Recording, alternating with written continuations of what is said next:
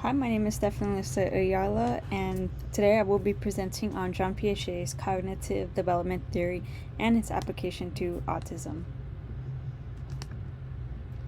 So, who is John Piaget?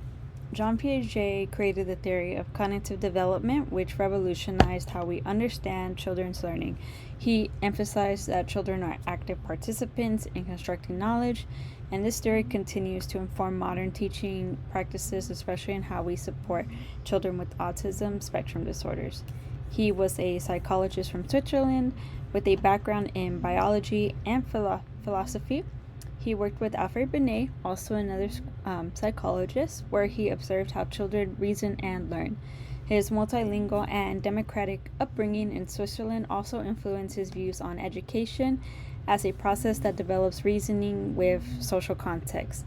The intellectual and social climate of the early 20th century Europe, where psychology and education intertwined, ultimately shaped the foundation of his developmental theory. So, Piaget's cognitive learning theory focuses on how humans process, store, and retrieve information. Unlike theories that only study observable behavior, Piaget highlighted perception, memory, and problem solving. His stages of development emphasize that learning must be developmentally appropriate. He also believed in constructivism, meaning learners build knowledge by interacting with their environment. For Piaget, teachers should act as facilitators who create opportunities for exploration and discovery. So, what are the four developmental stages? Piaget outlined 4 stages of cognitive development: the sensory motor stage that happens at 0 to 2, pre-operational stage that happens 2 to 7, concrete operational stage that happens at 7 to 11, the formal operational stage that happens at 12 plus. Each stage represents different ways of thinking and requires different approaches to learning. Children cannot be rushed into the next stage before they are developmentally ready. So Piaget's theory influenced classrooms by promoting active discovery-based learning. Teachers are seen as guides rather than transmitters of facts. Examples include building block activities, science experiments, and cooking projects. These encourage students to test ideas, solve problems, and construct their own knowledge. For students with autism, Piaget's framework can be useful and challenging. For example, neurotypical children often engage in symbolic play during the pre-operational stage, while children with autism may prefer sensory-focused or repetitive play. This shows the importance of modifying instruction. Strategies such as building tasks, visual supports, and peer-mediated activities can help students with autism gain similar cognitive benefits while also building communication and social skills.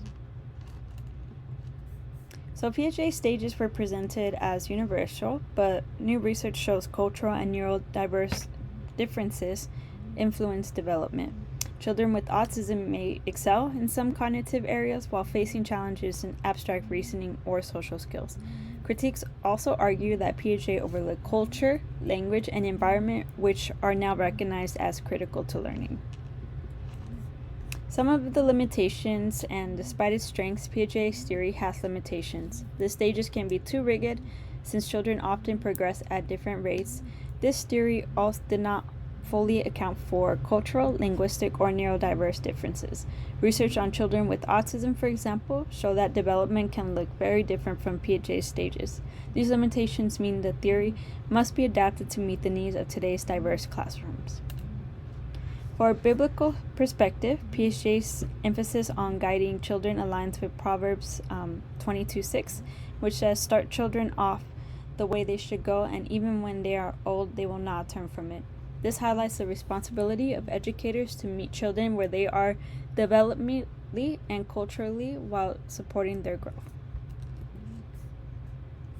In conclusion, Piaget's theory remains highly influential, but it must be adapted for modern, diverse classroom. Autism highlights the needs for flexibility when applying his stages. By combining his developmental framework with inclusive practices, educators can create environments that allow all children to engage meaningfully and creatively in learning.